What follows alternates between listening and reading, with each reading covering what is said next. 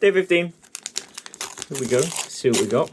I pre-opened them for the tape because otherwise I struggle and it's unnecessary, isn't it? Time Spiral. Oh, I'm gonna take a guess. This set has slithers in it. I don't know what's giving me that sort of inclination. Something about it is giving slither. Big slither energy is what I'm getting. Let's crack this bad boy.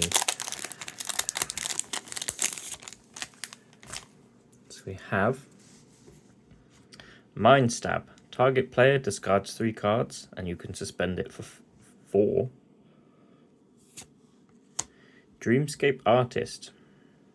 Pay 3 and tap, discard a card, sacrifice a land, search your library for up to 2 basic lands, put them onto the battlefield and shuffle your library. That's not too bad. Ivory Giant. When at ETB, tap all non-white creatures. Wow. And you can suspend it for... Wow. The suspend mechanic's pretty fun.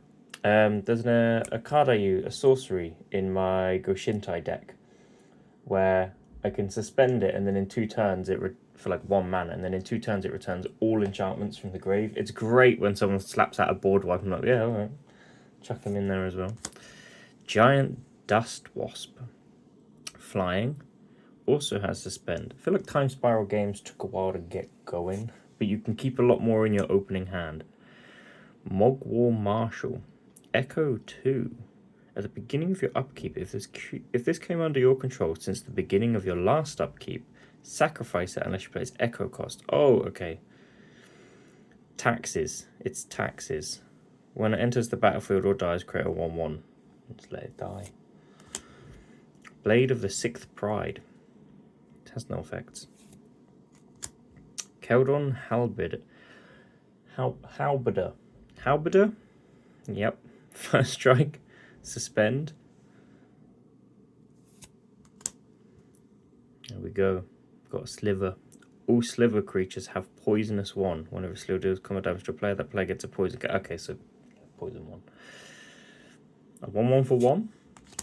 Massive ghouls. It's a 5/3 zombie warrior. That's it. It's just a bunch of ghouls. Spiketail Drakeling. 3/2/2. Flying, sacrifice this, counter target spell unless its controller pays 2. Pretty cool. Premature Burial. Destroy target non-black creature that entered the battlefield since your last turn ended. Not bad.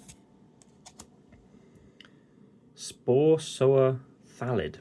It's a fungus. At the beginning of your upkeep, put a spore counter on each fungus you control. Remove 3 spore counters from Spore Sower, create a 1/1 green sapling creature token. I assume then if you're doing a fungus or saplings deck, you would have something else that can utilize these spore counters on your other things. Faceless Devourer.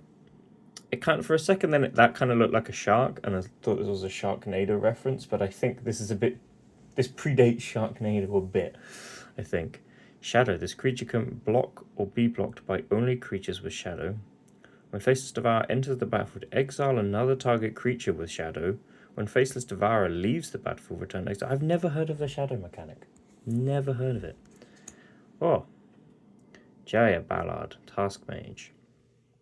1 and tap, discard a card, destroy target blue permanent. Nice.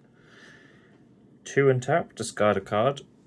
Jaya deals 3 damage to any target. A creature dealt damage this way can't be regenerated this turn. 7 and tap, discard a card. Jaya Ballard deals 6 damage to each creature and each player. Damn. Courser of Krufix.